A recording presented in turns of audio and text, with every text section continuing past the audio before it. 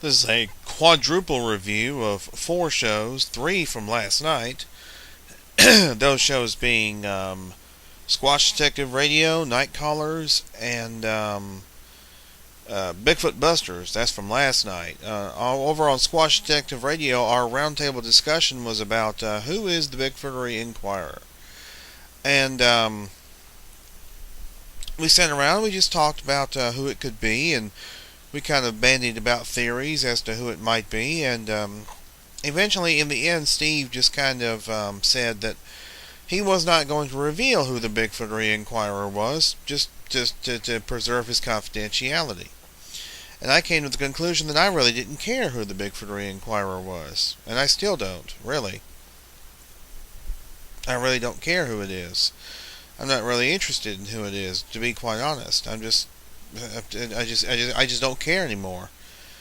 Anyway, that show was, along with Steven Stroifert, was also one of the roundtable guests, along with myself. Steven Stroifert of Bigfoot Books, and by the way, it is pronounced Stroifert, not Strufert. I've been pronouncing it Strufert, and I apologize, it's Stroifert. Anyway, that show was last night, and I'm not sure what Steve has planned for next Sunday night. But it will begin at 8 Eastern, 7 Central, www.blogtalkradio.com/The Squatch Detective. Then over on Night Callers, they were out in the field, and they were actually at someone's house. I want to say they were at Rhonda's house. Lady named Rhonda Smith, I think is her last name. I might be wrong on that, and any of you Night Callers folks that are on YouTube, you can correct me by putting a comment down below as to Rhonda's last name. I want to say it's Smith, but I might be wrong. And from what I understand, Ricky was also there. That's Lauren McGrory's fiance. And they played several recordings of some strange sounds, and also the recordings were going on while there was some activity, and they were seeing eye shine, and they were kind of feeling a presence, like they were being followed, perhaps. They said that there was something out in the out near the tree line, and that they did not decide to pursue it or go after it or whatever. Pretty interesting show. It was actually on at a special start time of 9 Eastern, 8 Central. Next Sunday they'll be back at the regularly scheduled time, which will be 7 Eastern, 6 Central. Their guest will be Tony Mehmed from Australia. He's also known as Rick Rocket 2010 right here on YouTube. And then finally for last night you had Bigfoot Busters Radio, and this is going to be an interesting review, and I'm going to try and do it without trashing anybody. The guest was M.K. Davis, and he talked about the massacre nonsense, and he talked about how the Patterson-Gimlin film is connected with the Hinden film from 1967, from August or September 1967. He believes that the film may have been taken earlier than 1967, due to the fact that there was supposedly no roads going into the film site, but yet you say Bob Gimlin on a horseback on a road. So MK thinks there's a possibility that that the film may have been taken at an earlier time, perhaps. I disagree with that. I disagree with MK's whole premise. And I was a bit disappointed that Chuck and Tim did not pursue more stringent questions to MK. And I wish they would have. I wish they would have challenged him a little bit more. I certainly would have if he'd been my guest. Especially since, I think the whole massacre nonsense is utter fantasy and lunacy. That's just my opinion. And if Chuck and Tim disagree, that's fine. I'll make sure your comments are right down below here. But I think the massacre nonsense is absolute fantasy. And I would have challenged him more if it had been me. There were a couple of callers to the show. Shane McMahon was one of them, and the other was, oh gee, who was the other? I think it was a 913 or 813 or something like that. I don't remember who the other caller was. I know Shane McMahon was one of them. But anyway, and Tim and Chuck, I'm not trying to cut you down, but if it had been me and I'd been interviewing MK, I would have challenged him a little bit more. Now I know I'm going to get comments from probably either one of you or both of you on this video, and that's fine. That's fine. You can put comments on my video if you wish. It doesn't bother me. I don't care. But I just think the masker stuff is nonsense.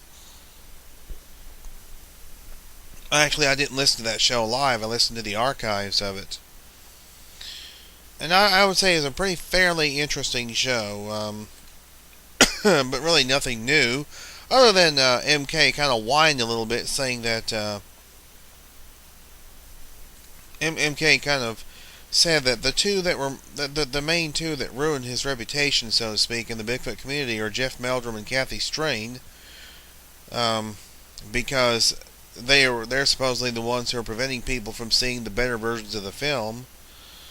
And I'm like, give me a break, but. Well, that's MK's opinion. He's entitled to it. If he thinks that there are certain elements out there who are ruining his reputation in the Bigfoot community, well, more power to him. That's what he thinks. Anyway, and then the final review. The final review is for tonight's MNBRT radio with roundtable guests myself and Mike Rugg, along with Abe and Evie. And the discussion was actually about the recent DNA news from David Paulides and also from Adam Davis, referring to the possible Orang Pendek DNA sequencing. Also, the sequencing of possible Sasquatch DNA here in the States from David Paulides, and I found that to be quite interesting. The fact that Dr. Melba Ketchum is actually doing the sequencing on this DNA, and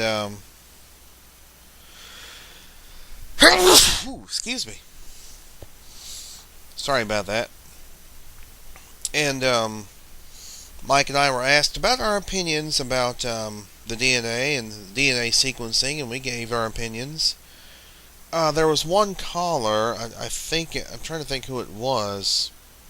Oh, it was Matt Knapp, that's right, Matt Knapp from Oklahoma, aka Oklahoma Squatch. And he was the guest, or he was the caller. And he gave his 2 cents on things, and basically we just kind of, we're kind of taking this one step at a time with the DNA. I think there's some Danish scientists who are working on the Orang Pendek, the alleged Orang Pendek DNA, and Dr. Melba Ketchum is working on the DNA from David Paulides. So it'll be interesting to see what happens. And it was a really good roundtable. I really enjoyed myself. We had a lot of fun. It was 5 out of 5 stars as usual, and we had a lot of fun. It was a good time. I enjoyed myself, and I'm not sure what Abe and Evie have planned for next week, but it'll begin at 9 Eastern, 8 Central, www.blogtalkradio.com/MNBRT. And then, of course, this Wednesday night will be the roundtable discussion on the Patterson-Gimlin film with myself and Bill Green, along with Bill Munns and Bill Miller, and also Liam, aka Irish Guy, is going to join us. He has some interesting perspectives on Philip Morris and the Philip Morris costumes, the gorilla costumes, and he once worked kind of as a he kind of worked a little bit. He worked for a sub company of Morris costumes back in the 70s. So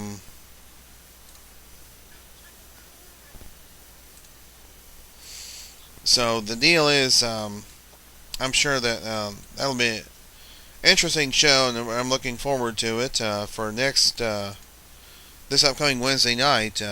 Anyway, we do encourage you to please tune in and support great research. And any comments that you may have, and I hope this video still has sound this time, and last time it didn't have sound, just put the comments down below. I will publish every comment. I will not censor anybody. Unless there's rudeness, rude behavior, or confrontational behavior, your comments are welcome. Your comments are absolutely free, and you can put them right down below. So we'll see you guys later.